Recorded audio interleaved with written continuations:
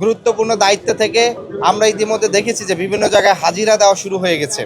আগে হাজিরা ছিল ধানমন্ডি কেন্দ্রিক, এখন সেই জায়গায় হয়তো গুলশান বনানী চলে আসছে।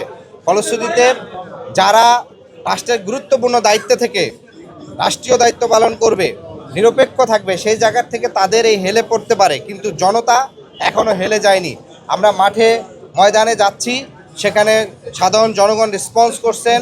তারা আগামী দিনে পরিবর্তনকামী নতুন বাংলাদেশ দেখতে চান, তারা সংস্কার দেখতে চান, তারা এই গণ অভ্যুত্থান যে গণহত্যা হয়েছে সেই হত্যার বিচার দেখতে চান, শহীদ ওসমান হাদির বিচার দেখতে চান, এবং আগামী দিনের ইনসাফ এবং মানবিক বাংলাদেশ গঠিত হবে।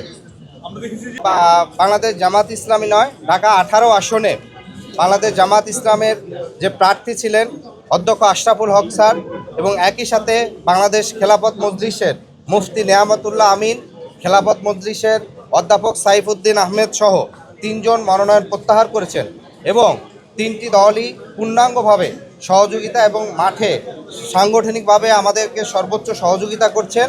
বিশেষ করে অধ্যক্ষ আশরাফুল স্যার প্রায় 1.5 বছর ধরে এবং অন্যান্য প্রার্থীরা 1.5 বছর ধরে মাঠে প্রায় প্রতিটি ঘরে ঘরে গিয়ে তারা সেই ঐক্যবদ্ধ বাংলাদেশের পক্ষে যে মাঠ প্রস্তুত করছেন সেই মাঠ প্রস্তুত আছে।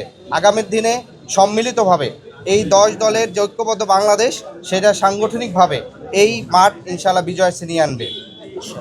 ধন্যবাদ আপনাদের। সিনিয়র যুগ্ম আহ্বায়ক এবং ঢাকা মহানগর উত্তর আহ্বায়ক নির্বাচনে প্রতিদ্বন্দ্বিতা করছি।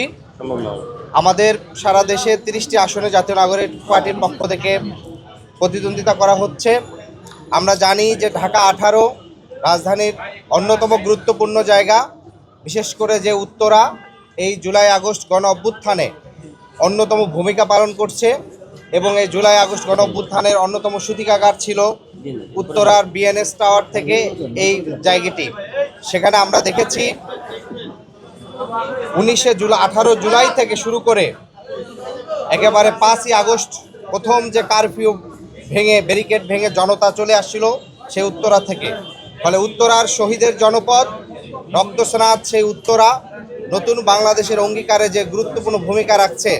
আগামীর বাংলাদেশের পরিবর্তনকামী বাংলাদেশের যে রাষ্ট্রীয় মৌলিক পরিবর্তনের জায়গা থেকে জুলাই সনদ এবং জাতীয় নির্বাচনের পাশাপাশি জুলাই সনদ বাস্তবায়নে যে গণভোট হবে, সেই গণভোট এবং জাতীয় নির্বাচনে উত্তরাবাসী জুলাই গণ অভ্যুত্থানের পক্ষে এবং একই সাথে শাপলাকলি এবং এই 10 দলীয় ঐক্যবদ্ধ বাংলাদেশকে বিজয় করবে।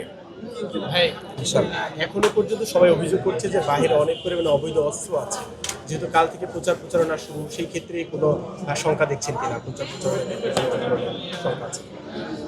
নির্বাচনের আচরণবিধি তফসিল ঘোষণার পর থেকে আমরা দেখেছি যে ঢাকার বিভিন্ন আসনেই প্রার্থীদের পূর্বের সেই রঙিন পোস্টার, ব্যানার, ফেস্টুন এখনও ঢাকা 18 আসন সহ অনেক জায়গায় রয়েছে। আমাদের প্রতিদ্বন্দ্বী অনেক প্রার্থী যারা প্রভাবশালী হিসাবে নিজেদেরকে জাহির করতে চান, তারা এখনও এই ব্যানার ফেস্টুন ঝুলিয়ে রেখেছেন। এটি নিয়ে নিউজও হয়েছে, তারপরে নির্বাচন কমিশন বলে যে স্পেসিফিক অভিযোগ করতে হবে। অথচ নিউজ, জাতীয় গণমাধ্যমে নিউজ হয়ে যাওয়া এবং সেখানে যাওয়ার পরেও এই যে অভিযোগ করার পরে তারা তদন্ত করবে, তো তাদের থেকে স্ব-উদ্যোগে আচরণবিধি লঙ্ঘনের ক্ষেত্রে কোনো ধরনের শোকজের আমরা কোনো উদাহরণ দেখি না। আরেকটি বিষয় হচ্ছে যে আইন শৃঙ্খলা বাহিনীর জায়গায় আমরা যেটি দেখেছি যে ঐক্যবদ্ধ বাংলাদেশের ঢাকা 15 আসনের জামাত ইসলামের যে গতকালকে জনসংযোগ ছিল, সেখানে হামলা করে প্রায় 15 থেকে 16 জনকে আহত করা হয়েছে। এবং এর পূর্বে ঢাকা 18 আসনে আরও 3 দিন আগে আমাদের যখন গণভোটের বিষয় কথা বলতে গেছিল, স্থানীয় কিছু লোক হুমকি দামকি দিয়েছে। যদিও এখনও বড় ধরনের কোনো অঘটন আমরা ঢাকা 18 দেখিনি, কিন্তু ওভারঅল জাতীয়ভাবে আইন শৃঙ্খলা পরিস্থিতি কিছুটা নাজুক, এবং একই সাথে প্রশাসনের অবস্থান অনেকটা একটি দলমুখী হয়ে যাচ্ছে। ফলে প্রশাসনের এই একদিকে হেলে পড়া জাতীয় নির্বাচনের প্রশাসনিকভাবে নিরপেক্ষতার প্রশ্ন উঠবে। এত হেলে পড়ার পরও আসলে নতুন বন্দোবস্তের কথা আপনারা বলছেন, আসলে দেশটা কি পরিবর্তন হবে আসলে মনে হচ্ছে? আমরা আশা করছি যারা সাধারণ মানুষ, যারা জুলাই আগস্ট গণ অভ্যুত্থানে যারা রক্ত দিয়েছে, সেই মানুষেরা যদি এই নির্বাচনে শান্তিপূর্ণভাবে ভোট দেওয়ার সুযোগ পায়, তাহলে বাংলাদেশের একটা পরিবর্তন হবে।